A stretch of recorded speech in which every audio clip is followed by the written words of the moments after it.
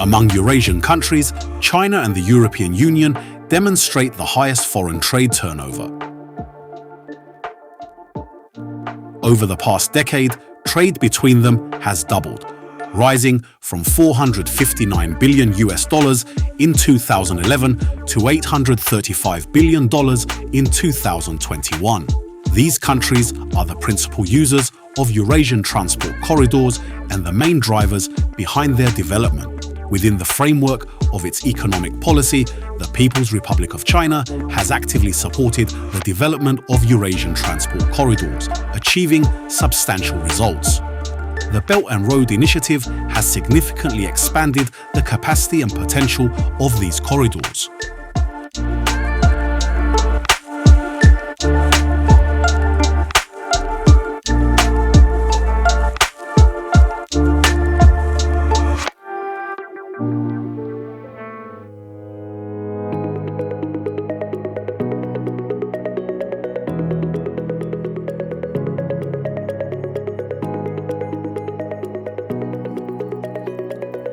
To better understand the differences between modes of transport, let us first look at the standard containers used in international freight transportation. The two most widely used container types are the 20-foot and the 40-foot container, the latter having double the volume of the former. They are commonly referred to as TEU, or 20-foot equivalent unit, and FEU, or 40-foot equivalent unit. The length of a 20-foot container is 6 meters, while the length of a 40-foot container is 12 meters. Their width and height are about 240 centimeters. The main advantage of containers lies in the fact that they standardize the dimensions of transported goods, simplify loading and unloading operations, allow stacking and thereby save space and protect goods from external influences, humidity, sunlight and mechanical impact.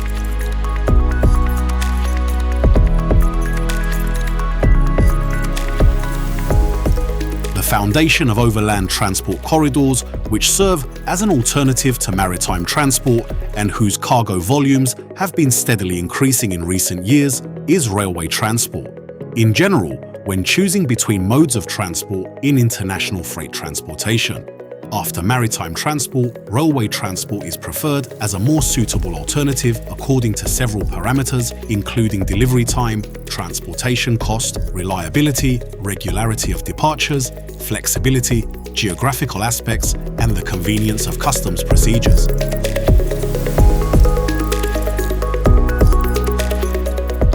In order to observe the difference between transport modes used for freight transportation from China to Europe, let us compare the transportation cost and delivery time of one TEU, that is, one 20-foot container, using different modes of transport. The prices are expressed in conventional units, CU, assuming proximity to US dollars in order to better understand the proportional differences between the main transport modes. By sea transport, 7,000 CU, delivery time 50 to 60 days. By rail transport, 9,000 CU, delivery time 15 to 20 days. By air transport, 50,000 CU, delivery time 1 to 5 days. Sea transport has the lowest cost. However, its disadvantage is the very long delivery time. The price difference between rail and sea transport is small, but rail is 3 times faster.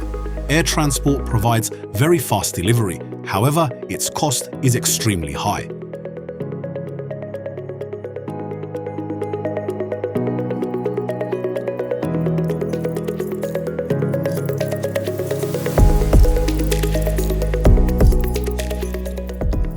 Until 2011, freight transportation between China and EU countries was carried out mainly by maritime transport. It should generally be noted that, compared to other modes of transport, maritime freight transportation accounts for the main share of cargo volumes because of its lower cost. In maritime transport, cargo is most often transported in containers.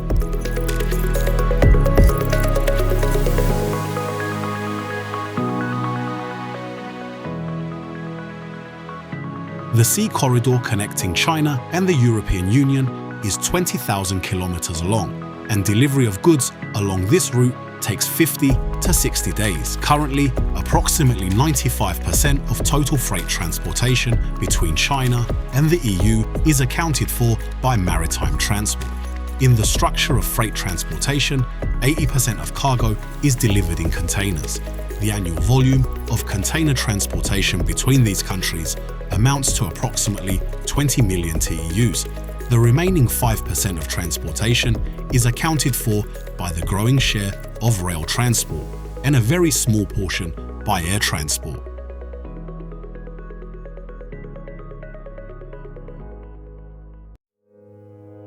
As a result of the promotion of Eurasian transport corridors within the framework of the Belt and Road Initiative, a significant increase in freight transportation between China and EU countries along these corridors has been observed since 2011. In 2011, only 17 trains operated along this route during the entire year. By 2017, this annual indicator had transformed into a daily figure, reaching 17 trains per day.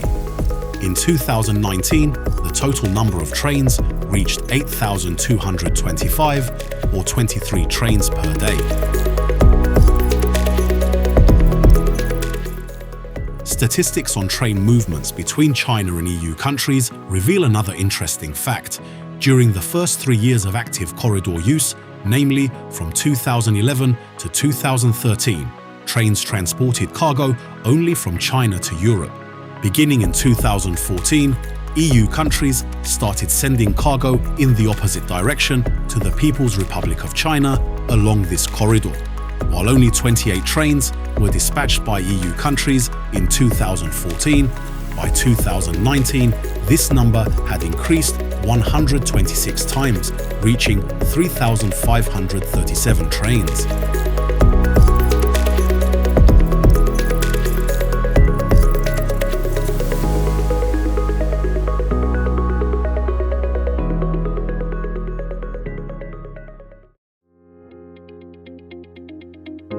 At present, various railway corridors connect Europe and Asia. Some of these corridors run parallel to each other, while others intersect or share common sections over certain distances. Thus, the corridors can be divided into two groups. Group 1. Corridors consisting mainly of independent routes with minimal intersection. Group 2. Alternative combined corridors, created by using certain sections of the corridors belonging to Group 1. The following transport corridors can be classified as the first group of independent corridors. The Trans-Siberian Railway main line, stretching across Russian territory from Moscow to Vladivostok with a length of 9,300 kilometers. It is a double-track electrified railway. Western access ports include St. Petersburg, Rotterdam, and Amsterdam. In the east, ports include Vladivostok, Nakodka, and Vostochny. The countries connected in the east are Kazakhstan, China, and Mongolia. Its annual freight capacity is 100 million tons, including 300,000 TEUs of containers. The Trateka Corridor, 12,100 kilometers in length. The route begins at China's Lianyungan port, passes through the Dostik border crossing between China and Kazakhstan, reaches the eastern Caspian Sea ports, Aktau and Kuryk in Kazakhstan, or Turkmenbashi in Turkmenistan. From there, cargo is delivered to the port of Alat, which is the Baku International Sea Trade Port. From Alat port, cargo proceeds to Georgia's Black Sea ports of Poti and Batumi, and from there to other Black Sea ports, Constanza in Romania, Burgas and Varna in Bulgaria, Odessa and Chornomorsk in Ukraine, and finally to EU countries as the final destination. The current annual throughput capacity of the port of Baku along the route is 15 million tons and 100,000 TEUs.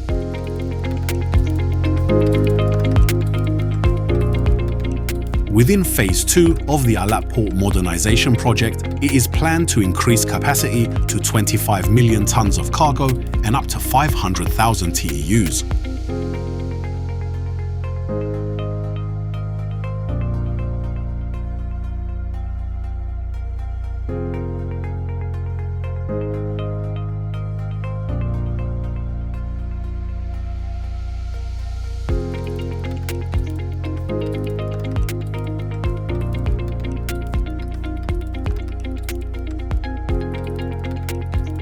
The Southern Corridor, the Silk Road, is 13,000 kilometers long.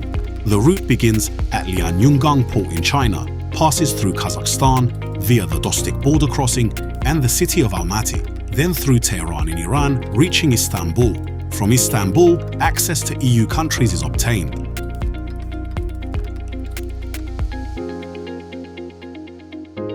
The North-South Corridor, 7,200 kilometers in length, connects the Baltic countries with India. It links the port of St. Petersburg in Russia through Baku and Bandar Abbas to the port of Mumbai in India.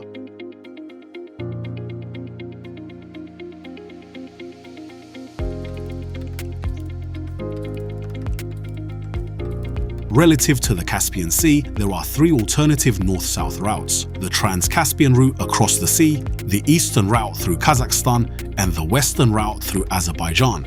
These were the routes classified as independent corridors belonging to the first group. The transport corridors belonging to the second group include routes passing through the following transit points.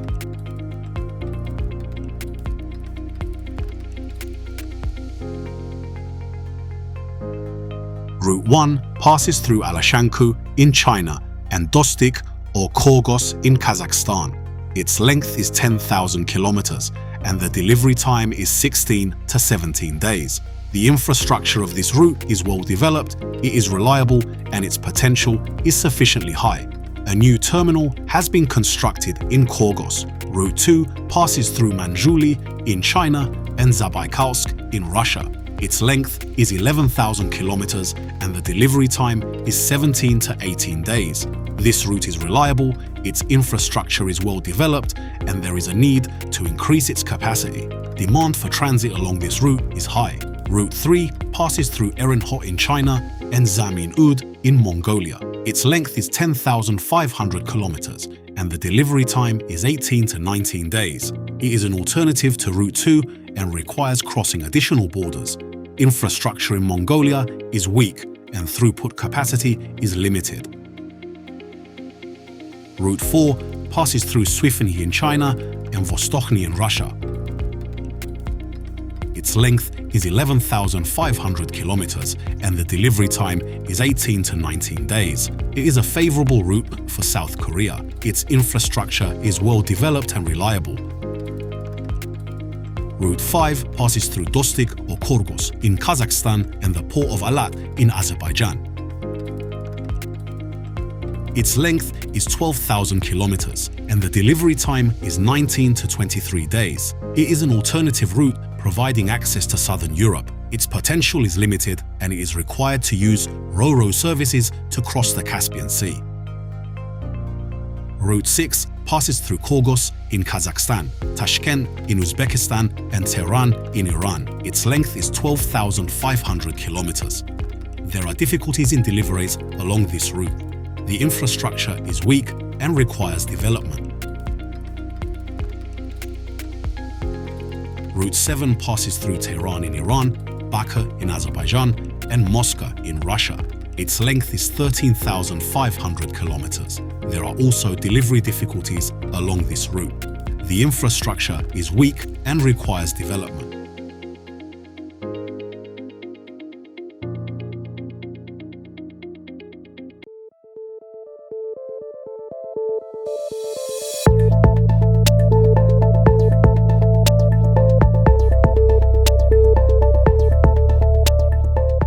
reasons for the advancement of the Belt and Road Initiative was to support the development of industries and agricultural enterprises located in eastern China at a distance from major trade ports. Industries located near ports were developing, while those located farther from ports were lagging behind in development. In order to eliminate this disparity and increase the volume of foreign trade, state subsidies were allocated for the implementation of the Belt and Road Initiative in order to ensure an equal price level for exporters in transporting containers by sea and by rail. In 2018, the Chinese government provided a subsidy covering 50% of the transportation cost of each container transported by rail. In 2019, the amount was reduced to 40%. In 2020, it was reduced to 30%. From 2022, the complete termination of the mentioned subsidies is expected. One of the reasons for the reduction of subsidies was the achievement of the expected results within the framework of the project. That is, the corridors related to the Belt and Road Initiative have already been launched, and sufficiently large volumes are moving along these corridors. Another reason was the detection of cases of misuse of state-allocated subsidies by exporters. It was revealed that not all containers loaded onto trains moving along the corridor were filled with cargo. However, subsidies intended for the dispatch of container trains continued to be received from the state. After this situation was uncovered, the shipment of empty containers was brought under control, and the unjustified allocation of subsidies to them was discontinued. According to the new decision adopted in this regard, it is considered acceptable for no more than 10% of a loaded train to consist of empty containers.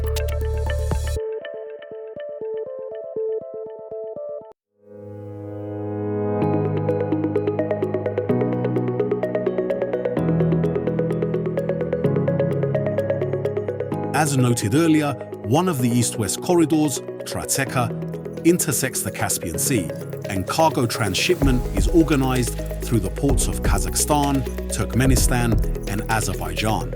In order to analyze how the Caspian Sea ports meet the potential of the existing corridors, let us examine the cargo handling capacities of the ports located here.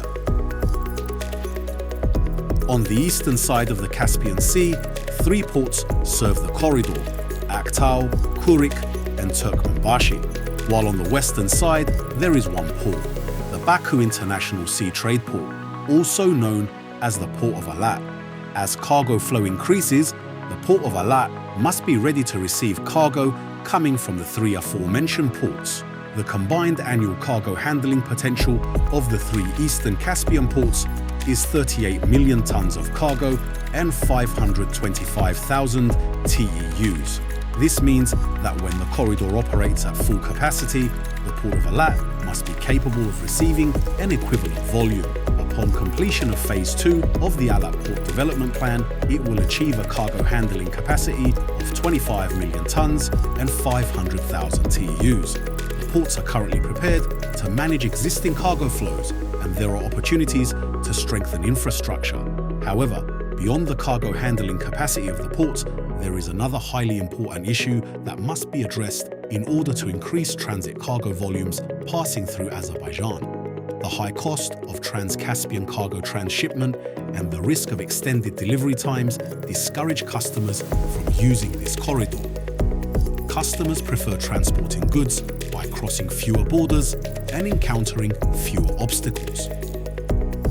In this regard, the Trans-Caspian corridor faces competitors that hold advantages.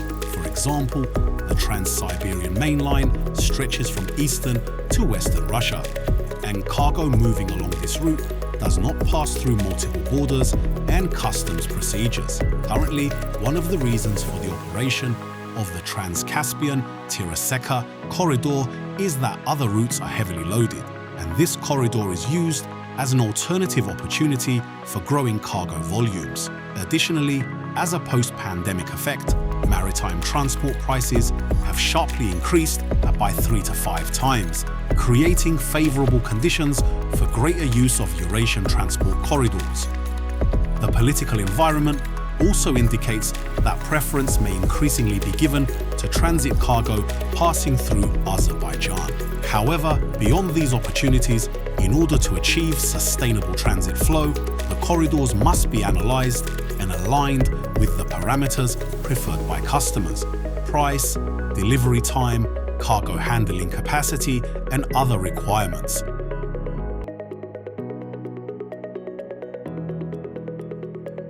The liberation of previously occupied Azerbaijani territories in 2020 created the possibility of opening the Zangezur corridor by connecting the main railway lines of Azerbaijan with the Nakhchivan Autonomous Republic. Access to Turkey will be achieved. Currently, work is underway both on the mentioned corridor and on the implementation of an alternative route through Iranian territory. A preliminary agreement has been reached with Iran. In the future, this corridor will serve both the East-West corridor, Trasika, and freight turnover between Russia and Turkey and between Russia and Iran. In 2019, trade turnover between Russia and Turkey amounted to $26.1 billion and with Iran, $2.1 billion.